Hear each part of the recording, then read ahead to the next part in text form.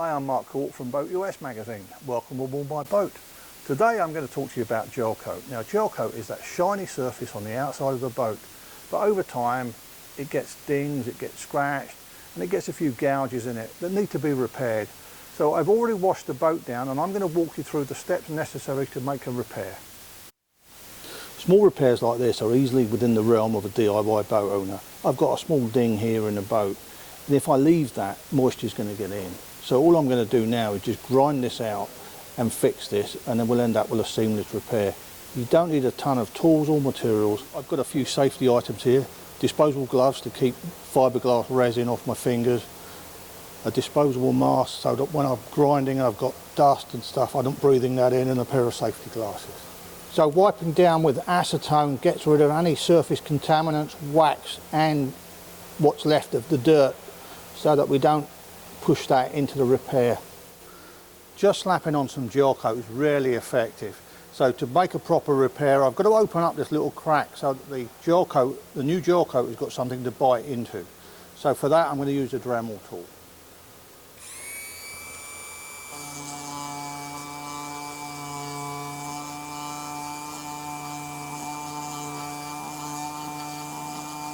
It's important to remember that this is just a cosmetic repair largely, and we just want to keep the moisture out. So all I've done is just ground into the Gelcoat just down to the laminate and no further.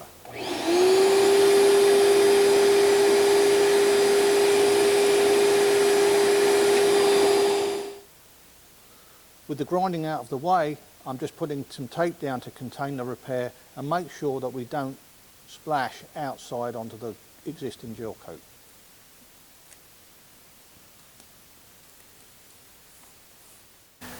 I've decanted some Gelcoat into a paper cup. I'm using pre-coloured Gelcoat, but if this was clear Gelcoat, I'd have to use a tint to give it the right colour. I'm now going to add a few drops of catalyst, and it's important to use this exactly in accordance with the manufacturer's instructions. I've thoroughly mixed the Gelcoat and the catalyst together, and all I'm going to do is use my mixing stick and drop it into the crack and just tap it to make sure that there's no trapped air bubbles. I'm obviously using more than I need there, but I'm just going to let it overfill. I'm going to leave that to harden, and then I'll come back tomorrow and sand that flush. I've left the Gelcoat to cure overnight, and now it's nice and hard.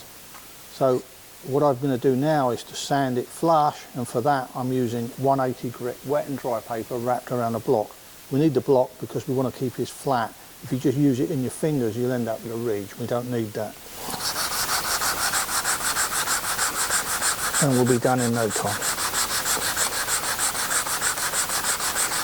So my repair is almost flush now, but what I'm going to do next is just pull up the paper tape that I put on earlier.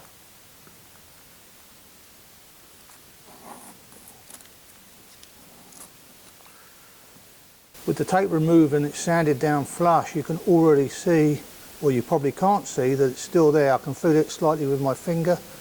All I'm going to use now is the 600 grit, just to remove those scratches from the coarser paper. You don't have to go mad with this. Keep it wet and just sand it backwards and forth. And there we are. There's the repair is just there, but it's barely discernible. So the sanding's finished. I'm just going to wipe the sanding residue off.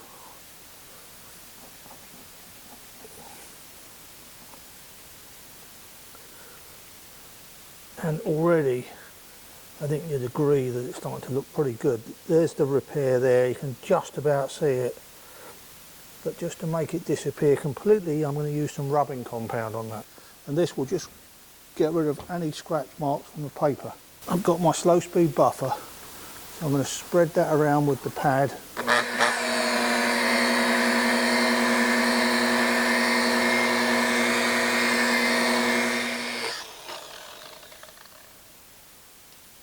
Now this feels really good. I'm going to just go over that with a bit of glaze and then wax and polish and we'll be done. So my final thing is just to give it a nice polish and coat of wax to protect my repair. I hope you've learned something here today.